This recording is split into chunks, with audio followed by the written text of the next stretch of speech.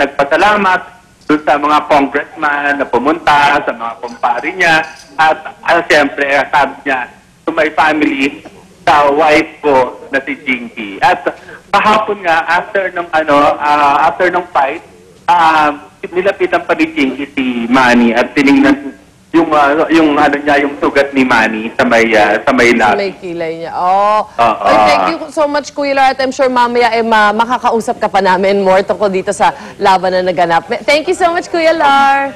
Sige, pabalik na rin si Manny ngayon sa Los Angeles. At kami pabalik na rin kami doon. Alright, pakisabi may papabili sana ako sa kanya.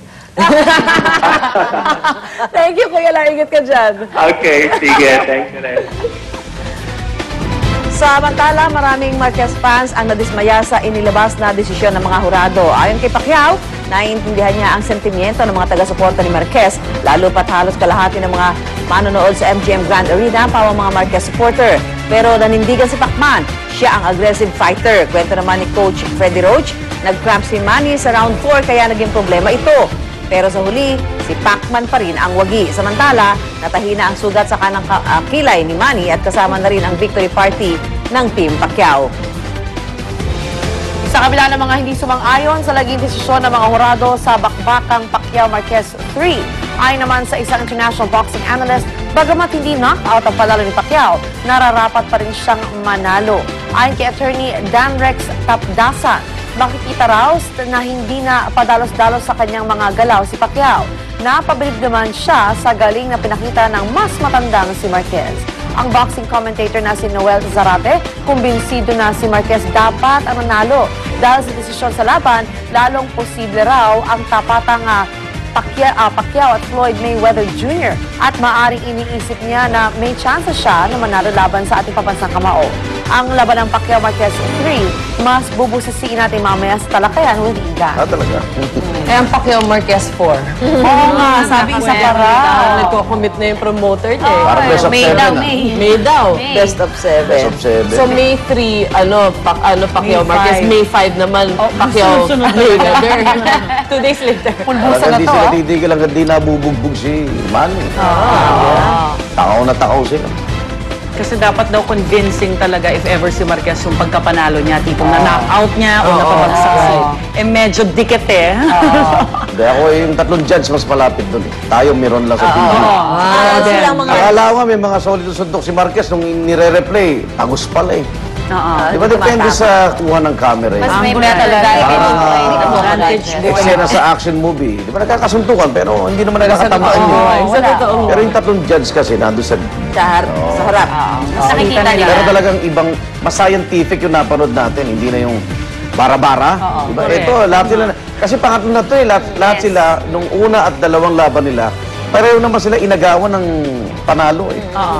Di ba? Yung unang laban, dapat kay Pacquiao yun. Dahil napatumba niya si Marquez nun eh. Draw. O, di ba? Naagawan yung ating Yung pangalawa naman, eh, matindi rin yung mga suntok ni Marquez, binigay naman kay Manny dahil nahihiyaya tayo. So, ganun talaga.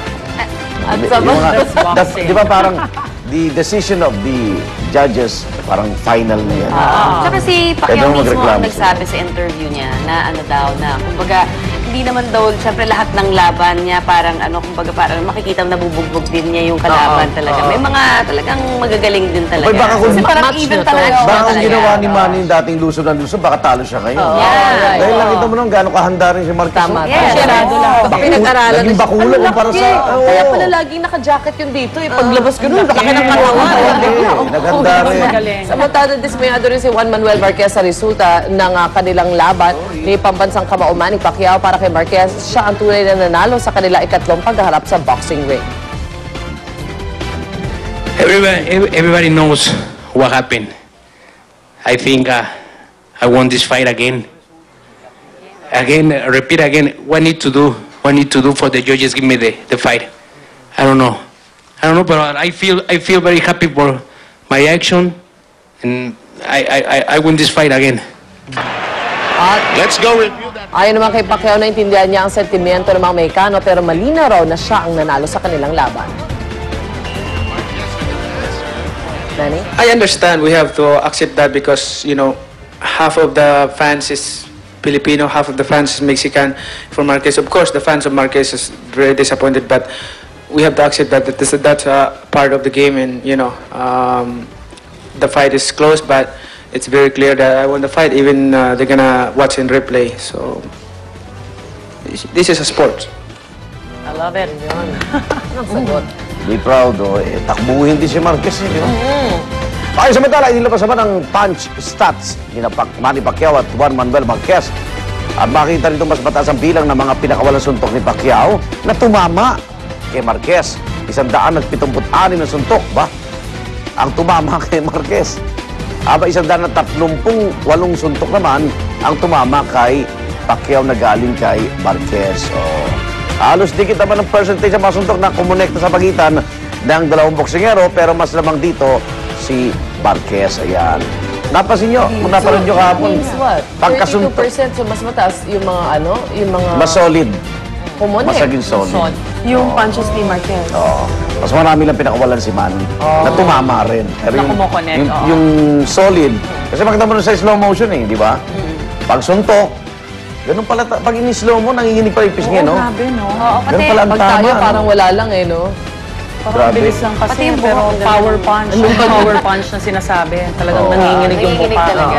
Pero ang pareho sila ang lakas tumanggap sa suntok. Totoo ha? din. Grabe, Talagang, parang, nagpalo yun. Sabong talaga. Sabong yung yes. nangyari kahapon. Samantala, inihahanda na po ng mga taga-Sarangani Province ang Heroes Welcome para sa kanilang kongresista na si Pambansang Kamao Manny Pacquiao. Ayon kay Sarangani Governor Miguel Dominguez, sinimulan na raw nilang planuhin ang mga aktibidad na gagawin para sa Heroes Welcome. Ang Heroes Welcome, posible raw na matapat sa pagdating ni Pacquiao para sa kanilang Munato Festival, ang kapistahan ng lalawigan sa November 25. Masayang-masaya ang mga taga-Sarangani sa muling pagtatagumpay ni Pacquiao sa kanyang laban. Matapos niyang manalo naman kontra kay Juan Manuel Marquez, agad namang nagpaabot ng pagbati ang Malacanang sa ating pambansang kamaong si Manny Pacquiao. Ayon po sa Pangulo, muling ipinamalas ni Manny ang tatag at lakas ng Pinoy sa buong mundo. Nagpapasalamat din siya sa walang patid na pagbibigay karangalan ni Pacquiao sa ating bansa. Ang kanyang disiplina at dedikasyon sa larangan ng boxing, patunay daw na hindi nadadaan sa swerte at tsamba ang pagtatagumpay. Personal na ring tinawagan ng Pangulo na nasa Honolulu, Hawaii para sa APEC Summit si Pacquiao. Ayon naman kay Secretary Ricky Carandang, naging maganda ang laban ng Pacquiao-Marquez 3 dahil na rin sa ipinakitang galing ni Juan Manuel Marquez para matapatan ang lakas ni Pacquiao sa boxing ring. At gaya ng mga nakaraang laban ni Manny Pacquiao, walang naitalang krimen sa Metro Manila nang tumuntong na ang ating pambansang kamao at si Juan Manuel El Dinamita Marquez sa boxing ring. Ayon sa Philippine National Police, 0 ang crime rate sa buong 12 round ng laban. Pero bago ang laban ni Pacquiao, 3 magkakahiwalay na insidente ng krimen ang naitala. Nagpaabot rin ang pagbati si PNP Chief Director General Nicanor Bartolome kay Pacquiao. Pinapurihan din ni Bartolome ang buong kapulisan na hindi raw tumigil sa pagbabantay sa seguridad ng bansa kahit na halos tumigil ang mundo sa muling pag-akyat ni Pacquiao sa ring. Ang laban, may inambush nga na Indian National Oo, saka meron sa Cotabato, di ba? At saka magkaiba Kalinga. Merong may pay-per-view Tapos yung replay sa GMA7. So mahaba-haba.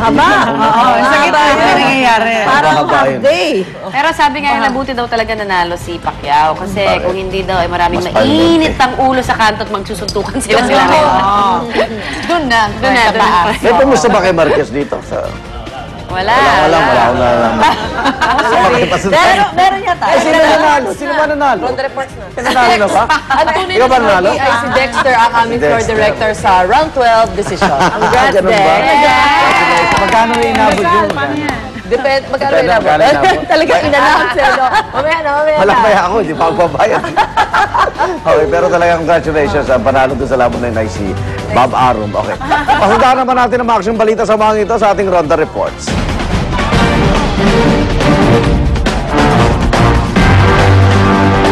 Nasunog isang trucking warehouse sa Barangay Santolan, Pasig City, maging ang ilang sasakyan doon nadamay din po sa sunog. Yan ang Ronda Report ni Jay Sabale. Jay! Igan, nasunog ang paradahan ng dalawang trucking company sa may 11th Evangelista Street, Barangay Santolan, Pasig City. Nagsimula ang sunog sa real-time movers trucking at nadamay ang katabi nitong loading up trucking. Pinaghinala ang pinagmula ng sunog ang isang kantina pagmamay-ari ng isang Alfredo Ladringan na nasa barracks ng real-time movers kung saan mahigit 30 pamilya ng drivers pahinante at mekaniko ang apektado. 1:55 na madaling araw nagsimula ang sunog at umabot ito